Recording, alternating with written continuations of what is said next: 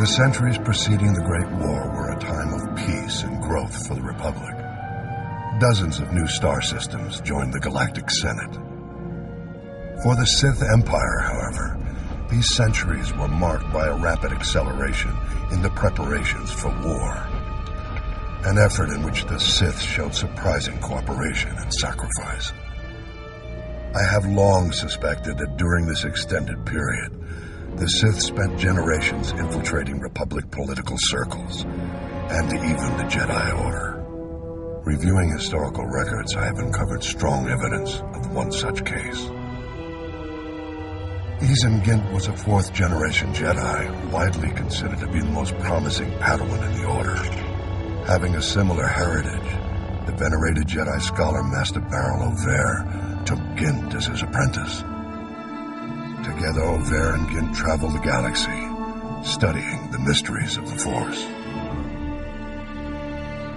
Over the years, the pair became more and more ambitious, eventually undertaking a daunting mission.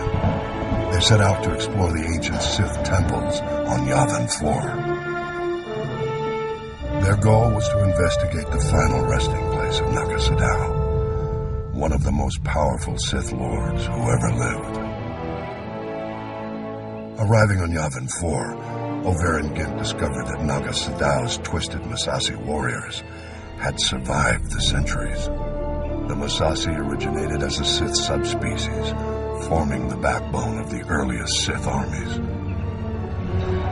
But Naga Sadow subjected his Massassi followers to heinous experiments, turning them into dark force-wielding monsters. Gint and Master Over fought bravely against the Massassi, but they were defeated and forced to flee deep into the temple. There they encountered the dark energies still lingering in Naga Sadow's tomb. Weeks later, Master Over returned to the Jedi Temple on Coruscant, alone, wounded and half insane from the tortures he had endured. After a lengthy recovery, Master Over told the tale of the horrors he faced and of Gint's tragic death. Several years passed.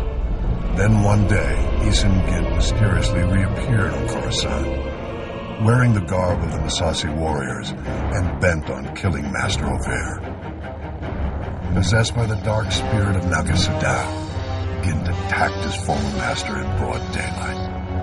The brutal battle between the two was staged, with all the Republic watching. Gint's borrowed powers were formidable, but Master Over won the day. Over's triumph over darkness was celebrated, and the Jedi Council assumed that all was well. The question no one asked was this: why would Naga Sadow's spirit seek vengeance, specifically against Master Over? The answer has become clear after a closer look at Over's Jedi heritage. His father and grandfather also went out of their way to visit the tombs of the ancient Sith Lords. They were a family of Sith infiltrators. Over's mission on Yavin 4 was not for the Jedi. It was on behalf of his true master, the Dark Emperor of the Sith. The Emperor knew the spirits of the ancient Sith Lords could be a threat to his power when he returned to the known galaxy a century later. Over's trip to Yavin 4 was a preemptive strike. To seal Naga Sadow's tomb and ensure the Emperor's only enemies when he returned would be the Jedi and the Republic. How unfortunate that we've only learned the terrible truth about Master Over more than a century too late. Of course, this revelation only raises further questions. What other acts of dark subterfuge were Over and his family involved in? This will be the starting point of my next report.